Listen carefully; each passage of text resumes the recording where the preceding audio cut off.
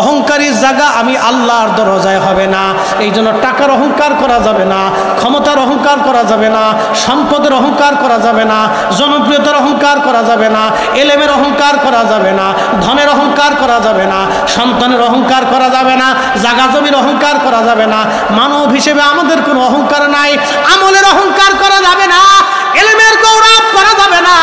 আমরা মানুষ, আমাদের কোনো অহংকার নাই। অহংকার একমাত্র আল্লাহর। অহংকার কার? আদম সবিল্লাহ অহংকার করলো, আল্লাহর সাথে তর্ক করলো। আল্লাহ রাব্বুল আলামিন বলেন দূর হয়ে যা, বিতাড়িত হয়ে যা, আমি আল্লাহর দরজায় আর তোর কোনো জায়গা নাই। তার মানে আজাজিল যা করলো আমাদের উল্টা তাই করা লাগবে। আজাজিল অহংকার করলো, সেজদা দিল না, আমাদেরকে সেজদা দেওয়া লাগবে আর আল্লাহর দরবারে মাপ চাইতে হবে। আমরা যখন সেজদা দিব, আল্লাহর দরবারে মাপ চাবো, আমার আল্লাহ আমাদের জীবনের গুনাহগুলি তখন মাফ করে দিবে। কি কথা কোন ঠিক কিনা?